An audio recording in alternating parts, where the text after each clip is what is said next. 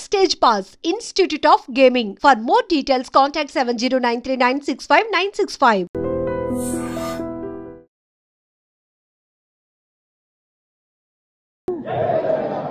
అందరికీ నమస్కారం. చాలా రోజుల తర్వాత మళ్ళా మీడియా మిత్రులందరినీ చూడడం చాలా సంతోషంగా ఉంది. మీ ద్వారా ప్రజలకు ఈ 15 రోజులు లేనటువంటి అంశాల్లో కొన్ని అంశాలు మాట్లాడదామని ఈరోజు మీడియా సమావేశం ఏర్పాటు చేయడం జరిగింది. ప్రధానంగా మీరు చూసినట్టయితే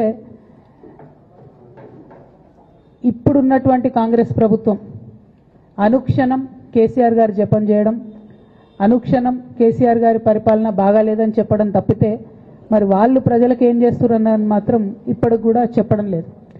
అన్ని రకాలుగా ప్రజల్ని ఫెయిల్ చేసి నిన్న మొన్న వరదలు వస్తే కూడా కనీసం ప్రభుత్వం ఆదుకోలేనటువంటి దయనీయమైనటువంటి పరిస్థితిలో ఉన్నది.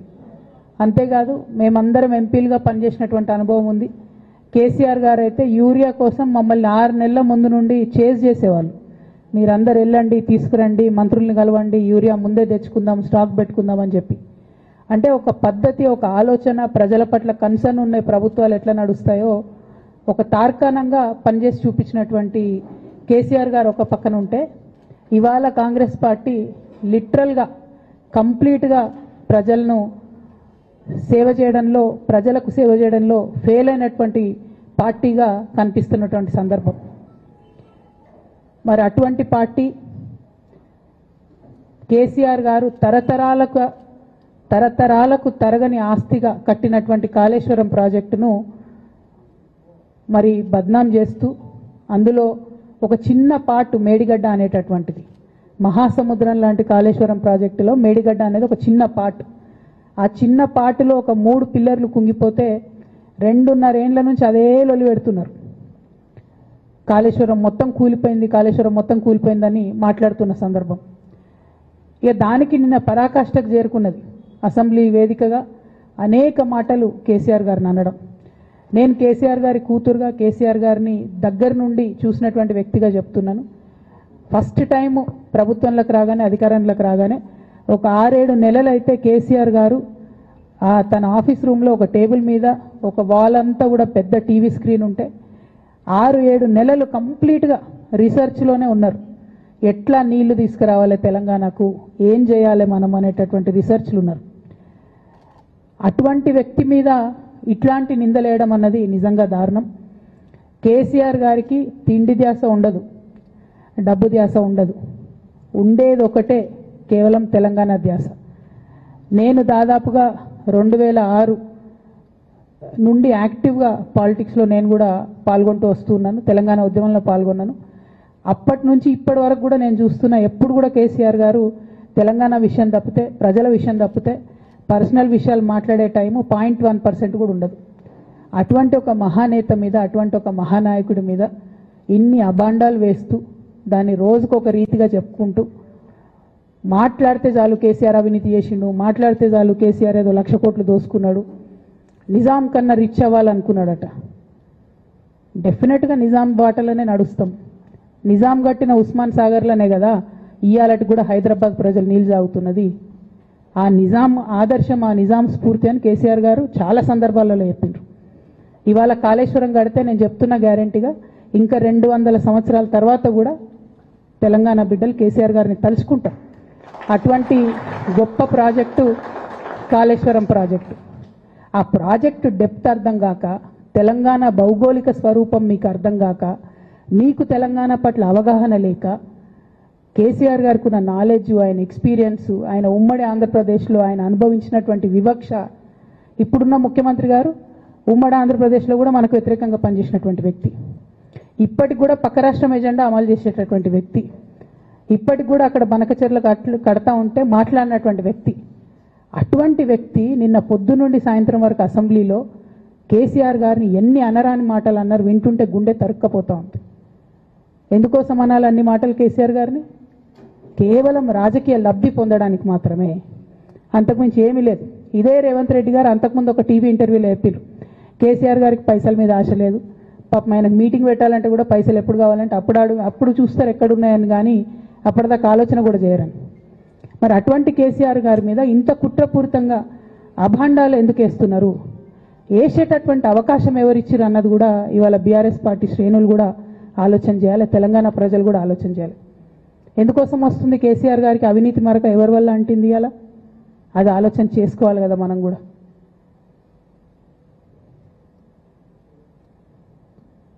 కొంతమంది కేసీఆర్ గారి పక్కన ఉన్నటువంటి వాళ్ళు కేసీఆర్ గారి పేరు చెప్పుకొని అనేక రకాలుగా లబ్ధి పొంది వారు చేసినటువంటి అనేక చెత్త పనుల వల్ల ఇవాళ కేసీఆర్ గారి పేరు బద్నామయ్యే పరిస్థితి వచ్చింది. అయినా మళ్ళీ వాళ్ళనే మోస్తాం, అయినా మళ్ళీ వాళ్ళనే ముందుకు తీసుకెళ్తామని అనుకుంటే పార్టీ ఎట్లా ముందటికి పోతుంది? ఒక బిడ్డగా నిజంగా నేను బాధపడతా ఉన్నాను. ఇవాళ 5 సంవత్సరాలు ఇరిగేషన్ మంత్రిగా చేసినటువంటి హరీష్ రావు గారిది మేజర్ పాత్ర లేదా దీంట్లో? అందుకే కదా కేసీఆర్ గారు వారిని సెకండ్ టర్మ్లో తప్పించిండ్రు. ఈ మొత్తం కాళేశ్వరం ఎపిసోడ్లో కేసీఆర్ గారికి మరక అంటిందంటే 2-3 వ్యక్తులు కారణం. మాజీ రాజ్యసభ సభ్యుడు ఒకలైతే, హరీష్ రావు గారు ఒకలైతే, మేఘా కృష్ణారెడ్డి గారు ఇంకోడు, మేఘానో బోగానో ఏదో.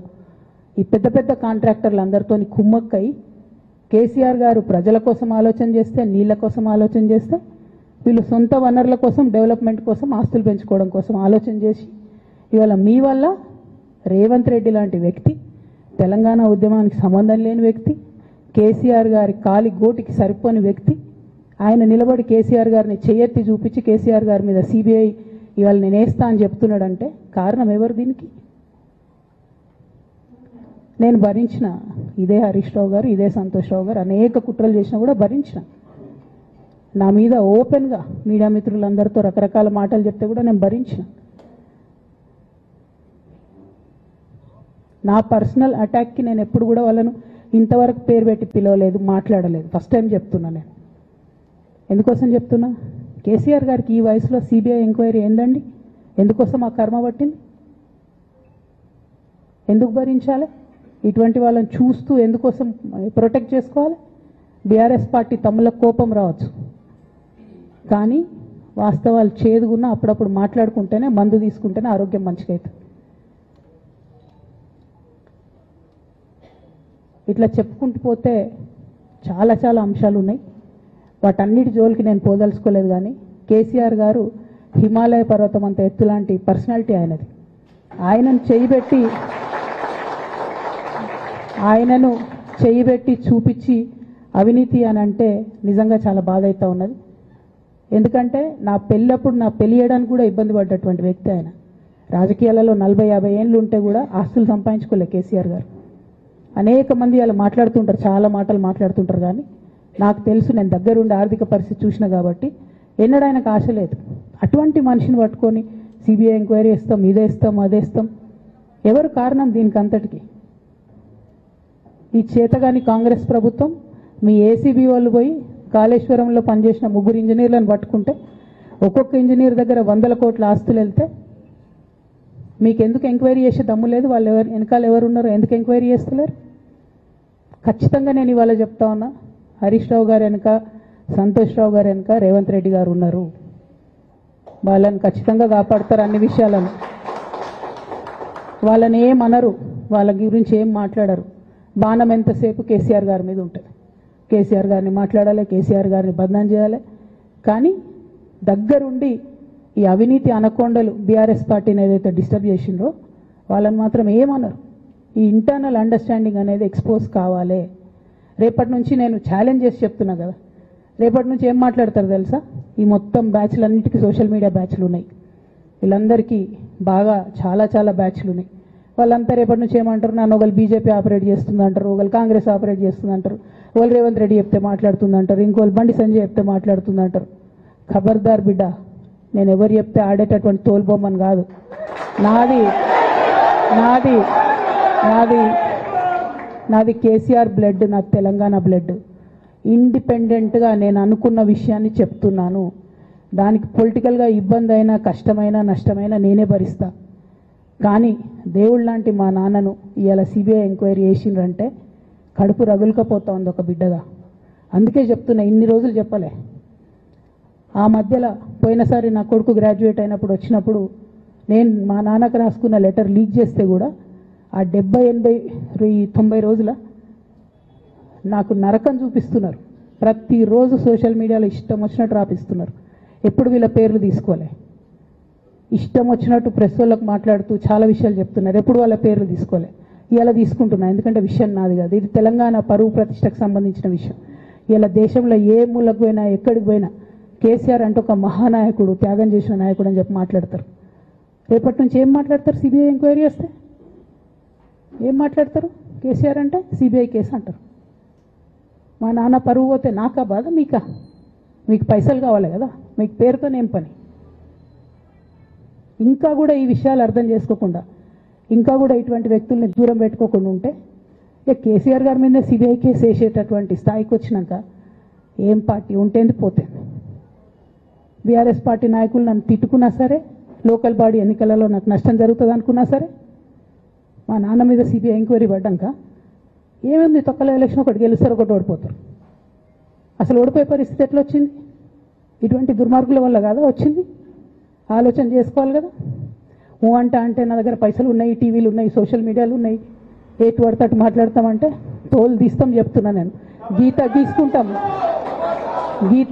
గీసుకుంటాం బిడ్డ. మీరు ఒక్క కమెంట్ పెడితే మేము 10 చేస్తాం. ఏది పడితే అది మాట్లాడచ్చు సోషల్ మీడియాలో అనుకుంటూ చూసుకుంటూ ఊరుకుంటున్నా.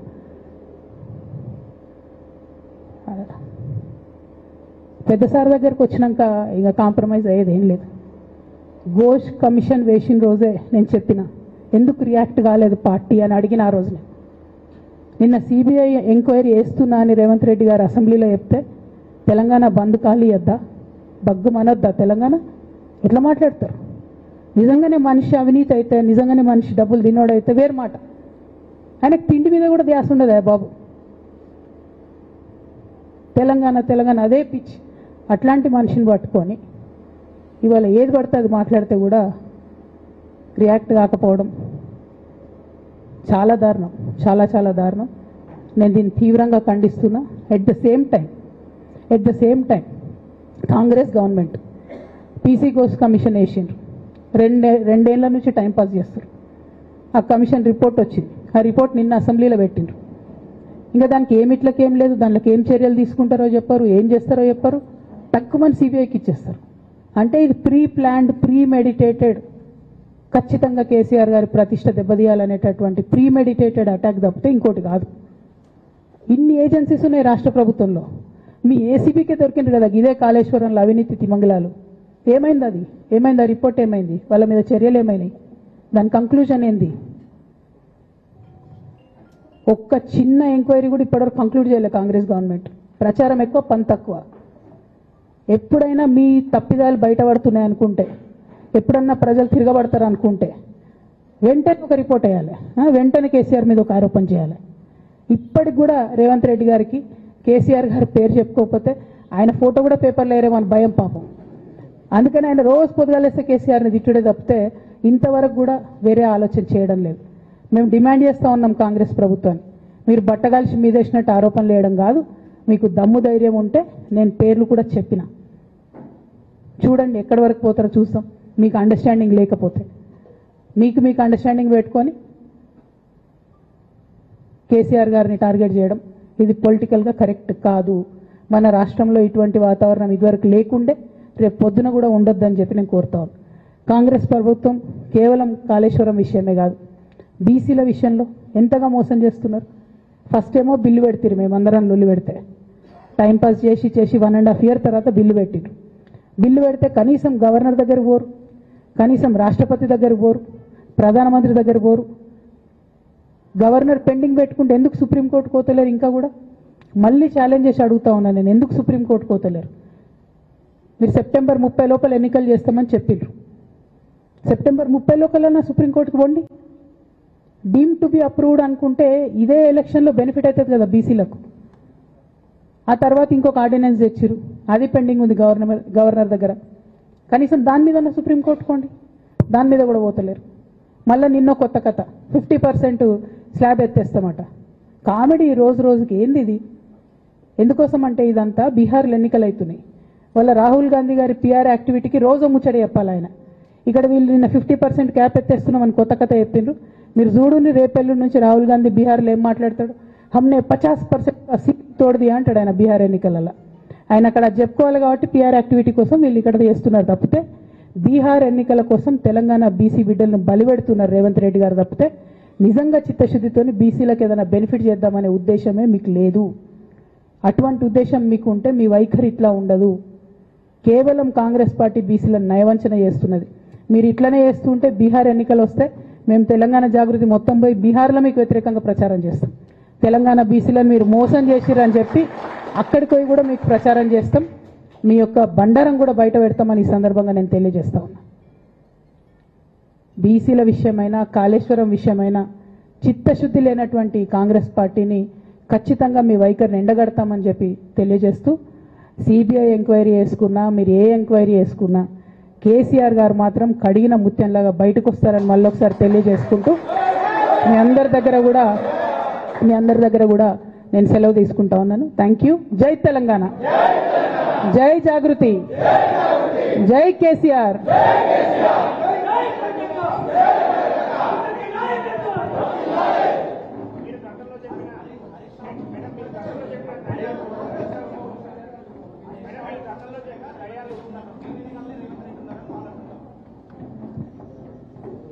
జై తెలంగాణ. Thank you.